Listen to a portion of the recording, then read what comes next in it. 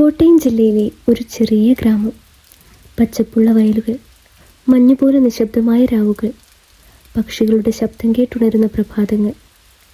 ആ ഗ്രാമത്തിൻ്റെ പേര് കണ്ണനൂർ. അവിടെ താമസിച്ചിരുന്നത് അനന്യ.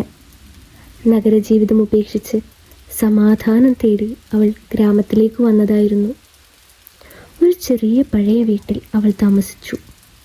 ചുറ്റും മാവിൻ മരങ്ങൾ, പിറകിൽ ഒരു ചെറിയ നദി, മുന്നിൽ തുറന്ന ആകാശം. അനന്യയ്ക്ക് മഴ വളരെ ഇഷ്ടമായിരുന്നു, പ്രത്യേകിച്ച് വൈകുന്നേരങ്ങളിലെ മഴ. മഴ പെയ്യുമ്പോൾ അവൾ ജനൽക്കൽ ഇരുന്ന് ചായ കുടിച്ച് പഴയ ഓർമ്മകൾക്കൊപ്പം ജീവിക്കും.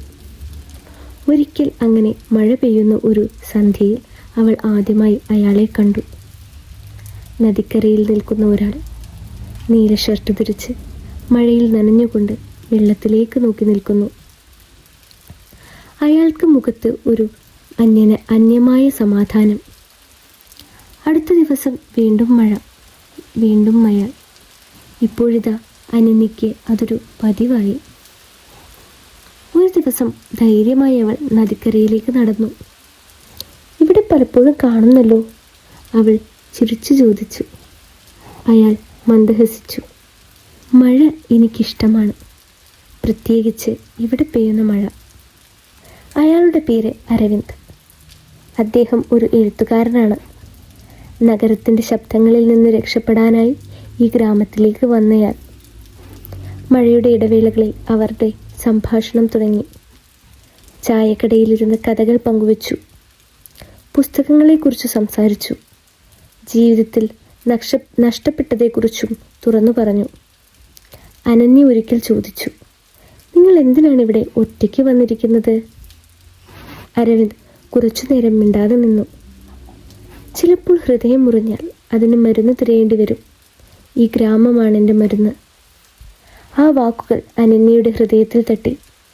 അവൾക്കും അങ്ങനെ തന്നെയായിരുന്നു. ദിവസങ്ങൾ കടന്നുപോയി. മഴയും അവരുടെ സൗഹൃദവും കൂടിക്കൂടി വന്നു. ഒരു ദിവസം മഴ നിർത്തിയപ്പോൾ ആകാശത്ത് ഒരു മഴവില്ല് വിരിഞ്ഞു.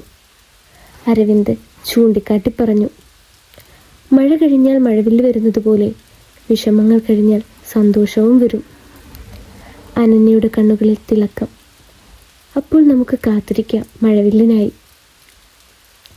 ആ ദിവസം അവർ നദിക്കരയിൽ ഇരുന്നത് നീണ്ടുനിന്നു. മഴവില്ല് മങ്ങിയെങ്കിലും അവരുടെ മനസ്സിൽ ഒരു പുതിയ നിറം പിറന്നു. കാലം പിന്നീട് അരവിന്ദ് തിരികെ നഗരത്തിലേക്ക് പോകേണ്ടി വന്നു. അവൻ അനന്യയ്ക്ക് ഒരു ചെറിയ കത്ത് നൽകി. മഴ പെയ്യുമ്പോൾ എന്നെ ഓർക്കണം, എപ്പോഴും മഴവില്ല് വരുമെന്ന് വിശ്വസിക്കണം. അവൻ പോയെങ്കിലും അനന്യ ഇനി ഒറ്റയ്ക്കായിരുന്നില്ല. ഓരോ മഴയിലും അവർക്ക് അവൻ്റെ വാക്കുകൾ കേൾക്കും. വിഷമങ്ങൾ കഴിഞ്ഞു.